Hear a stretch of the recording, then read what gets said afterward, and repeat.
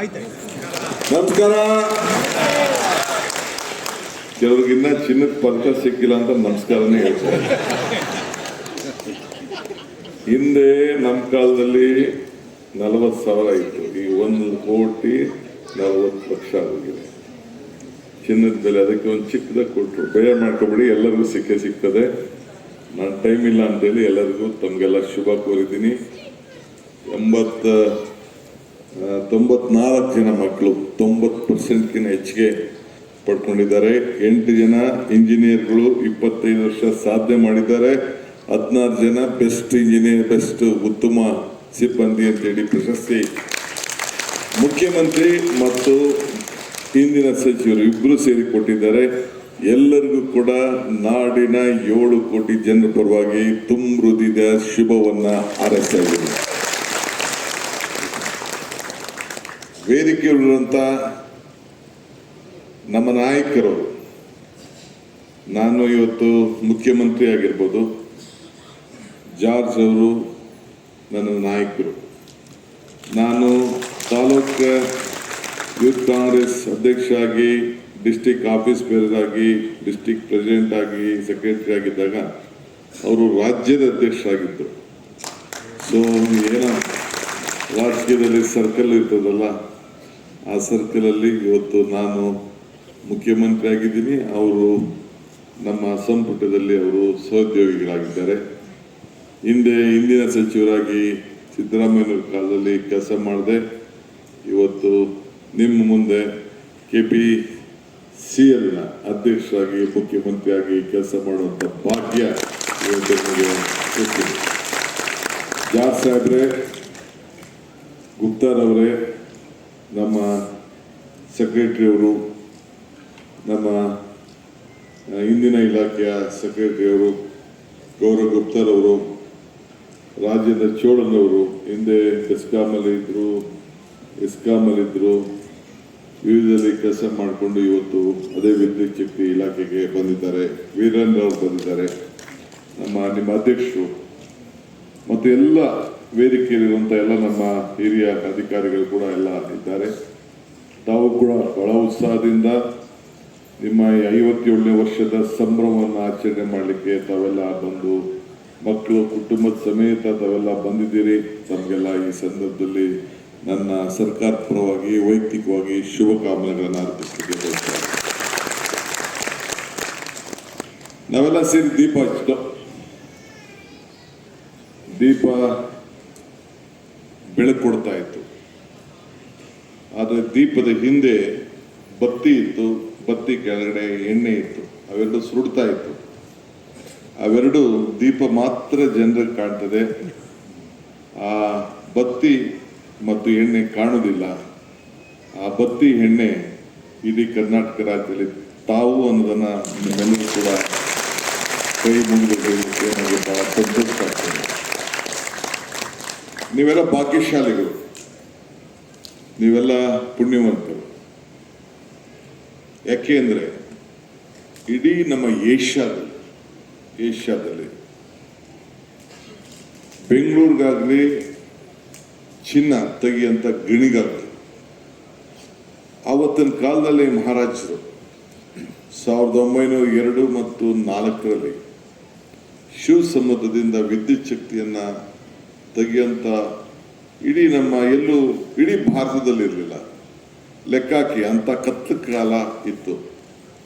ಇಡೀ ನಮ್ಮ ಭಾರತ, ಏಷ್ಯಾ ಎಲ್ಲೂ ಕೂಡ ವಿದ್ಯುತ್ ಶಕ್ತಿ ಇರಲಿಲ್ಲ. ಹಂಗೆ ಶಿವಸಮುದ್ರ ಹೋಗಿ ನಮ್ಮ ಕನಕಪುರದ ಮೇಲೆ ಹೋಗಿ ಅಲ್ಲಿ ಕೋಲಾರಿಗೆ ಕೊಡ್ತಾ ಇದ್ರು. ಈಗ ನೀವೆಲ್ಲ ನೋಡಿರ್ಬೇಕು, ಕಾನ್ಕನಹಳ್ಳಿಯಲ್ಲಿ ಒಂದು ದೊಡ್ಡ ಬಿಲ್ಡಿಂಗ್ ಇದೆ, ಸ್ಟೇಷನ್, ಅಲ್ಲೊಂದು ಮಧ್ಯ ಸ್ಟೇಷನ್ ಇತ್ತು, ಪವರ್ ಹೌಸ್. ಸೊ ಹಂಗೆ ಒಂದು ಇತಿಹಾಸಕ್ಕೆ ಒಂದು ಸಂಸ್ಥೆಗೆ ಸೇರಿದಂಥವ್ರು. ಭಾಳ ಹಿಂದಿಂದ ಕೂಡ ಮಹಾರಾಜರು ಅವತ್ತಿನ ಕಾಲದಲ್ಲಿ ವಿದ್ಯುತ್ ಶಕ್ತಿ ನಮ್ಮ ರಾಜ್ಯದಲ್ಲಿ ಪ್ರಾರಂಭ ಮಾಡಲಿಕ್ಕೆ ದಿವಾನರಾದಂಥ ವಿಶ್ವೇಶ್ವರರ ಕಾಲದಲ್ಲಿ ಅದಕ್ಕೆ ಒಂದು ಹೊಸ ರೂಪವನ್ನು ಕೊಟ್ಟು ಇವತ್ತು ನಾವೆಲ್ಲ ಇಷ್ಟು ಬೆಳಕಿಗೆ ನಾವೆಲ್ಲ ಕಾಣಲಿಕ್ಕೆ ಕತ್ತಲೆ ಇದ್ದು ಕೂಡ ನಾವು ಇಷ್ಟು ದೊಡ್ಡ ಲೈಟ್ ಗೇಟ್ ಹಾಕ್ಸ್ಕೊಂಡು ನಾವೆಲ್ಲ ಮಕ್ಕಕ್ಕೆ ಪ್ಯಾಂಟು ಶರ್ಟು ಬಣ್ಣ ಹಾಕ್ಕೊಂಡು ಕಣ್ಣಿಗೆ ಚೆನ್ನಾಗಿ ಕಾಣ್ತಾ ಇದ್ದೀವಿ. ಆ ಕತ್ಲೆಯಲ್ಲಿ ಇದ್ದರೆ ಹೇಗಾಗ್ತಿತ್ತು. ಅದಕ್ಕೆ ನಮ್ಮ ಹಿರಿಯರು ಜ್ಯೋತಿ ಹತ್ತಿಸ್ಬೇಕು ಅಂತೇಳಿ ನಮ್ಮ ಸಂಪ್ರದಾಯನ ಮಾಡಿಕೊಟ್ರು. ಅದಕ್ಕೆ ಕತ್ಲದಿಂದ ಬೆಳಕಿಗೆ ಆಗಬೇಕು ಅಂತೇಳಿ ನಾವು ಜ್ಯೋತಿ ಹಚ್ಚೋಂಥ ಸಂಪ್ರದಾಯನ ಇಟ್ಕೊಂಡಿದ್ದೆವು. ಶುಭಂ ಕರೋತಿ ಕಲ್ಯಾಣಂ ಆರೋಗ್ಯಂ ಧನ ಸಂಪದಂ ಜ್ಞಾನಶಕ್ತಿ ಸ್ವರೂಪ ದೀಪ ಜ್ಯೋತಿ ಪ್ರಕಾಶಕ. ಸೊ ನಮ್ಮೆಲ್ಲರೂ ಕೂಡ ಯಾಕೆ ಈ ಮಾತು ಹೇಳ್ತಾ ಇದ್ದೀನಿ ಅಂತಂದರೆ, ಮಕ್ಕಳು ನೂರಾರು ಮಕ್ಕಳು ಇದ್ದೀರಿ, ಒಳ್ಳೆ ರ್ಯಾಂಕ್ ಪಡ್ಕೊಂಡಿದ್ದೀರಿ, 90ಕ್ಕಿಂತ ಹೆಚ್ಚು ಪಡೆದಿದ್ದೀರಿ.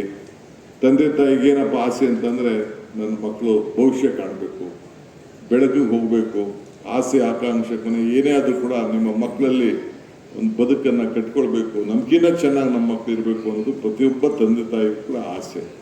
ಅದಕ್ಕೆ ನಿಮ್ಮೆಲ್ಲರೂ ಕೂಡ ಏನು ನಿಮ್ಮ ತಂದೆ ತಾಯಿಂದಿರು ನಾವು ಕತ್ಲೆಯಲ್ಲಿದ್ದು ಚಿಂತೆ ಇಲ್ಲ, ನಿಮ್ಮನ್ನು ಬೆಳಕನ್ನು ನೋಡಬೇಕು ಅಂತೇಳಿ ಭಾಳ ಆಸೆ ಪಟ್ಟಿದ್ದಾರೆ. ನಾನು ಎಲ್ಲರಿಗೂ 80 ಜನಕ್ಕೂ ಕತ್ತಿಗೆ ಚಿನ್ನ ಹಾಕಲಿಲ್ಲ ಅಂತ ಬೇಜಾರು ಮಾಡ್ಕೊಬೇಡ್ರಿ. ಯಾರು ನಿಮಗೆ ಶುಭ ಅಂತ ಕೋರಿದ್ದೀನಲ್ಲ ಮುಖ್ಯಮಂತ್ರಿ, ಅದು ಕೂಡ ಭಾಳ ಪ್ರೀತಿಯಿಂದ ಅಭಿಮಾನದಿಂದ ತೋರಿದ್ದೀನಿ. ಸೊ ಅದಕ್ಕೆ ನಿಮಗೆಲ್ಲ ಒಳ್ಳೇದಾಗಲಿ. ನಾನಂತೂ SLCಲಿ 283-84 ಮಾಡ್ಕೊಂಡು, ನೀವೆಲ್ಲ 90% ಅವರು ಎಷ್ಟು ನೋಡಿ. ನೀವು ಎಲ್ಲ DK ಶಿವಕುಮಾರ್ ಆಗ್ಬೋದು, ನನಗೆ 2 ಭಾಳ ಜಲ್ದಿನೇ ಆಗ್ಬೋದು, ನಾವೆಲ್ಲ ಸ್ವಲ್ಪ ಲೇಟಾಗಿ ಹಾಕಿದ್ವಿ. ಸೊ ಹಂಗೆ ನಿಮಗೆಲ್ಲ ಕೂಡ ದೊಡ್ಡ ಅವಕಾಶಗಳು ಇವತ್ತು ಇದೆ. ಮಕ್ಕಳು ಬೆಳಿಬೇಕು, ಮಕ್ಕಳು ನೀವೆಲ್ಲ ಒಂದು ಗಮನದಲ್ಲಿ ಇಟ್ಕೊಳ್ಬೇಕು. ಈ ರಾಜ್ಯ ನೀವೆಲ್ಲ ಈ KPCಲಿ ನಿಮ್ಮ ತಂದೆ ತಾಯಿ ಕೆಲಸ ಮಾಡ್ತಾ ಇದ್ದಾರೆ. ನಿಮಗೆ ಭಾರತ ಅಲ್ಲ ಈಗ, ಇಲ್ಲ ನಿಮಗೆ ಬೆಂಗಳೂರು ಅಲ್ಲ, ನಿಮಗೆ ಕರ್ನಾಟಕ ಅಲ್ಲ, ನಿಮಗೆ ಕಾಂಪಿಟೇಷನ್ ಇರೋದು ಗ್ಲೋಬಲ್. ವಿಶ್ವ ಬೆಂಗಳೂರನ್ನು ನೋಡ್ತಾ ಇದೆ. ಇಡೀ ಪ್ರಪಂಚದ ಎಲ್ಲ ಜನ ಇವತ್ತು ಬೆಂಗಳೂರು ಕಡೆ ಕರ್ನಾಟಕ ಕಡೆಗೆ ಬರ್ತಾ ಇದೆ. ಯಾಕೆ? ನಮ್ಮಲ್ಲಿ ಆವತ್ತಿನ ಕಾಲದಲ್ಲೇ ಇಂಥ ಒಂದು ಜ್ಞಾನ ಇತ್ತು.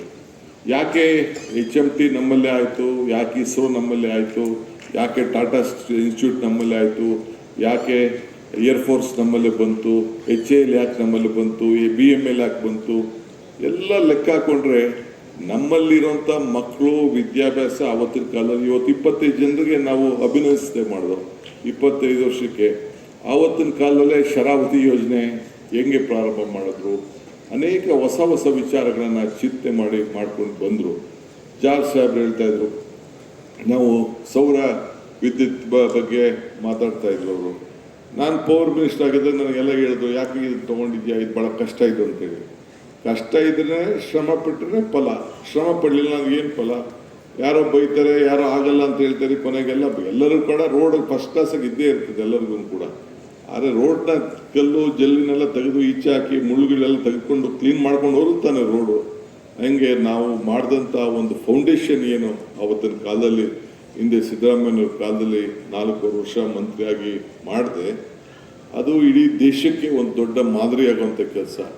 ವಿಶೇಷವಾಗಿ ನಾವೆಲ್ಲ ಸೋಲಾರು ಅವತ್ತಿನ ಕಾಲದಲ್ಲಿ, ನಾನು ಪಾವಗಡದಲ್ಲಿ ಒಬ್ಬ ರೈತನ ಜಮೀನು ಕೂಡ ನಾನು ಅಕ್ವಿಷನ್ ಮಾಡಲಿಲ್ಲ. ಭಾಳ ಜನ ಟೀಕೆ ಮಾಡ್ತಾ ಇರ್ತಾರೆ ಅಕ್ವಿಷನ್ ಮಾಡೋಕ್ಕೆ. ನಾನು ಮಾಡೋಕ್ಕೆ ಹೋಗಲಿಲ್ಲ, 13,000 ಎಕರೆ ನಾನು ಮಾಡೋಕ್ಕೆ ಹೋಗಲಿಲ್ಲ. ರೈತನ ಜೊತೆ ಪಾರ್ಟ್ನರ್ಶಿಪ್ ಮಾಡಿಕೊಂಡು ಅವನ ಭೂಮಿ ಬೆಲೆ ಬರೀ 40,000 ರೂಪಾಯಿ 45,000 ರೂಪಾಯಿ ಇತ್ತು. ಅವನಿಗೆ ತಿಂಗಳಿಗೆ ಒಂದು 18, 20, 25,000 ರೂಪಾಯಿ ಕೊಟ್ಬಿಟ್ಟು ಅವನು ಇಟ್ಕೊಂಡು 25 ವರ್ಷಕ್ಕೆ ಅಗ್ರಿಮೆಂಟ್ ಮಾಡಿಕೊಂಡು 2,400 ಮೆಗಾವಾಟ್ ಉತ್ಪಾದನೆ ಮಾಡಿದ್ದೀವಿ ಅಂತಂದರೆ ಇಡೀ ಪ್ರಪಂಚದಲ್ಲೇ ಒಂದು ದೊಡ್ಡ ಮಾದರಿ. ನಾನು ಜಾರ್ಜ್ ಇಬ್ಬರು ಓದೋ, ಹೊಸದಾಗಿ ಅವ್ರು ಮಂತ್ರಿ ಆದಾಗ ನಾನು ಜಾರ್ಜು ನಮ್ಮ ಆಫೀಸರ್ ಗುಪ್ತಾವರೆಲ್ಲ ನಾವೆಲ್ಲ ಓದೋ. ಇನ್ನೊಂದು 10,000 ಎಕರೆ ತಗೊಳ್ಳಿ ಸರ್ ಅಂತ ಪಾಪ ರೈತರೆಲ್ಲ ಮುಂದಕ್ಕೆ ಬಂದಿದ್ರು. ಈಗ ಅದಕ್ಕೂ ಕೂಡ ಒಂದು ಹೊಸ ರೂಪವನ್ನು ಕೊಡಲಿಕ್ಕೆ ಪ್ರಯತ್ನ ಮಾಡ್ತಾ ಇದ್ದಾರೆ. ಸೊ ಹಂಗೆ ಇವತ್ತು ನೀವು ಬೆಳಕು ರಾಜ್ಯಕ್ಕೆ ಕೊಡ್ತಾ ಇದ್ದೀರಿ. 1,61,00,000 ಜನರಿಗೆ ಕುಟುಂಬಕ್ಕೆ ನೇರವಾಗಿ ಉಚಿತ 200 ಯೂನಿಟ್ವರೆಗೂ ಕೂಡ ಉಚಿತವಾದಂಥ ವಿದ್ಯುತ್ ಶಕ್ತಿ ಕೊಡುವಂಥ ಭಾಗ್ಯ ಇವತ್ತು ನಿಮಗೆ ಸಿಕ್ಕಿದೆ. ನಾವು ತೆಗೆದುಕೊಂಡಂಥ ಒಂದು ತೀರ್ಮಾನ ಇದೆಯಲ್ಲ, ಆ ತೀರ್ಮಾನ ಹಣ ಹೋಗ್ತಾ ಇರ್ಬೋದು ನಿಜ, ಬೇರೆಯವ್ರ ಮೇಲೆ ನಾವು ಅದನ್ನು ಹೇರ್ತಾ ಇರ್ಬೋದು, ಮಾಡ್ತಾ ಇರ್ಬೋದು. 20,000 ಕೋಟಿ ರೂಪಾಯಿ ಇವತ್ತು ರೈತರಿಗೆ IP-ಸೆಟ್ನ ಫ್ರೀ ಕರೆಂಟನ್ನು ನಾವು ಕೊಡ್ತಾ ಇದ್ದೇವೆ. 20,000 ಕೋಟಿ, ಇದು 10,000 ಕೋಟಿ. ಈ ರೀತಿ ಸುಮಾರು 30,000 ಕೋಟಿ ರೂಪಾಯಿ ಅಷ್ಟು ವಿವಿಧ ರೀತಿಯಲ್ಲಿ ಜನರಿಗೆ ಸಹಾಯವನ್ನು ನಾವು ಮಾಡೋಂಥ ಕೆಲಸ ಇವತ್ತು ನಿಮ್ಮ ಇಲಾಖೆ.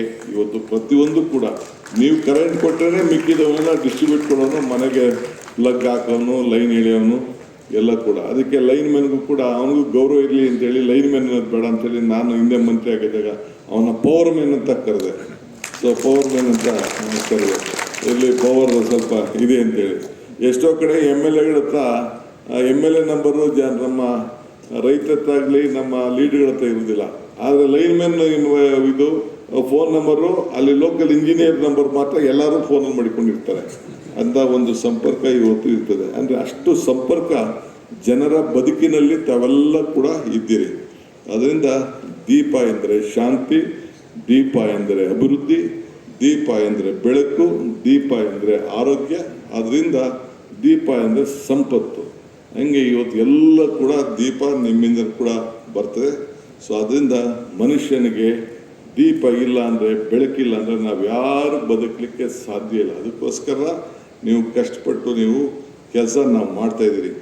ಇವತ್ತು ನಮ್ಮ ವೀರೇಂದ್ರ ಅವ್ರು ಹೇಳ್ತಾರೋ ನನಗೊಂದು 2 ನಿಮಿಷ ಮಾತು ಕೊಡಿ ಸರ್ ಅಂತಂದ್ರೆ, ಯಾಕೆ ಅಂತಂದ್ರೆ ನಾನು ಅವರು ನೆನೆಸ್ಕೋತಾ ಇದ್ದ, ನೀವು ಮಂತ್ರಿ ಆಗಿದ್ದಾಗ ನಮಗೆ ಪೇ ರಿವಿಷನ್ ಮಾಡಿಕೊಟ್ಟಿ ಸ್ವಾಮಿ, ನಮ್ಮ ಸಂಬಳ 1ರಿಂದ ಹಿಡಿದು 3ರಷ್ಟು ಹೆಚ್ಚಿಗೆ ಆಗೋಯ್ತು ಅಂತೇಳಿ ಪಾಪ ಉಪಕಾರ ಸ್ಮರಣೆ ನಾನು ನೆನೆಸ್ಕೊಳ್ತಾ ಇದ್ದೆ, ಇರಲಿ ಅಂತ ಹೇಳಿದೆ. ಸೊ ಹಂಗೆ ಇವತ್ತು 57 ವರ್ಷ ಆಯಿತು ಈ ಸಂಸ್ಥೆ.